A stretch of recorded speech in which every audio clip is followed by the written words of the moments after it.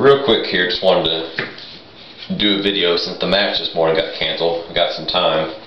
Just want to talk about the new camera I've been using and the system I've been using to mount it on my rifle, and eventually the hat mount that I'm using now. I've had a few questions about how I did it, so let's go into quick detail here how it was done. Hopefully give you guys some ideas at least. The camera I'm using is Contour HD. Really nice camera, simple to use. These run the 720p model are probably $250 to $270 right now. They make a 1080p that's a little bit higher, but I picked mine up from helmetcameracentral.com.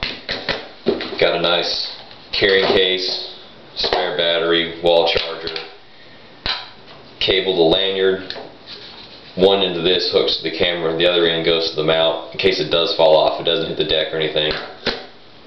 And the mounting hardware here that I want to show you.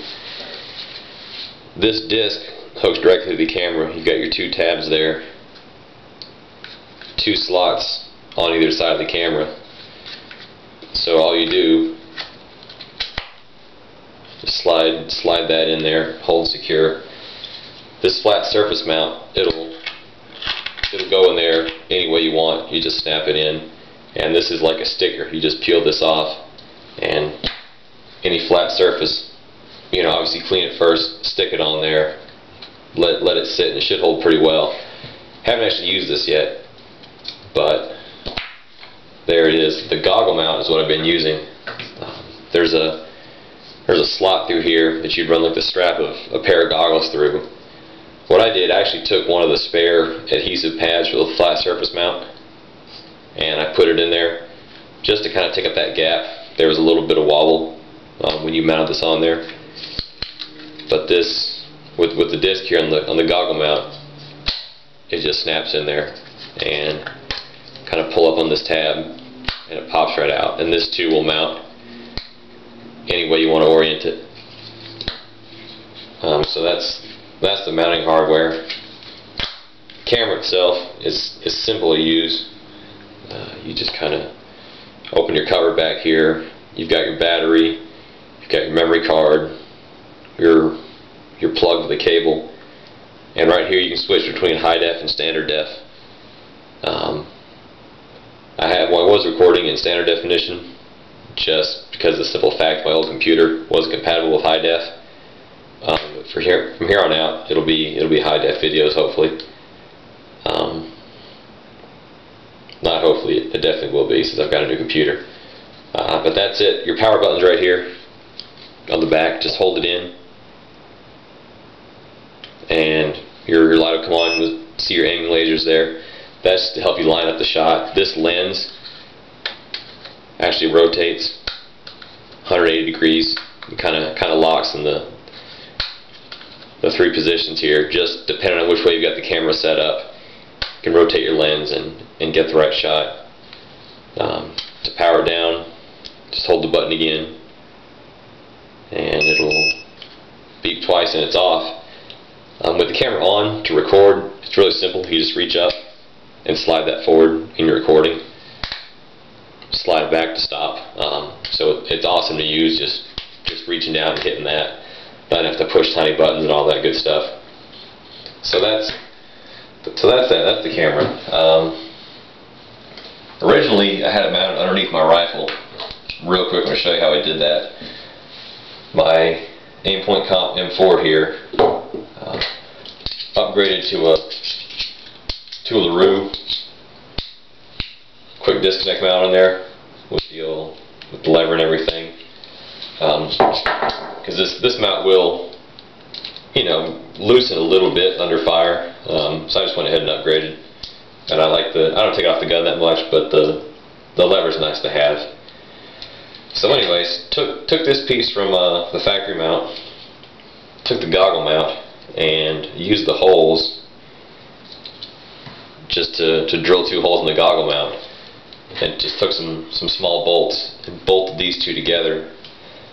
So on the one side, your disc clips on to hold the camera, and this other side just mounts to any Picatinny rail. I'm not running quad rails on anything currently, so I just bolted this aftermarket rail on through the handguards, and that, you know, that just goes on there and tightens down. You guys know how to do that. So that was that. I changed the system. Worked pretty good. I thought it'd be shaking around and stuff, but you'll see a couple of the standard def videos on my channel where I've got the camera mounted down here, and it's really not wobbling around. It was a good deal, but for two things. For one, when I'm shooting, I like to put my hand up as far as I can. My competition rifle doesn't have the sling swivel there, but I like to have my hand, you know, way up. A lot of times I'd use a vertical foregrip to kind of keep my hand in place. With the camera down there, you can see the holes are kind of offset, and obviously I had to do that to make room for the screw, but it also gives you a little bit of offset, and I'd flip the camera this way to get it out as far as I could. And you'll see in the videos my hand and the grip are kind of blocking part of the shot, so it obviously worked a lot better with the quad rail. You can put the camera there or whatever, but it wasn't working out for me, so I took it off. And plus, the way I'm doing it now, mounted on the hat, I think it takes a lot better videos. You get a lot more stuff in the shot, and it looks a lot cooler. It looks like you're, you know, in a first-person shooter video game or something. But to do that, just took the plain goggle mount again, which already had the holes drilled in it. Used that on the bill of a hat.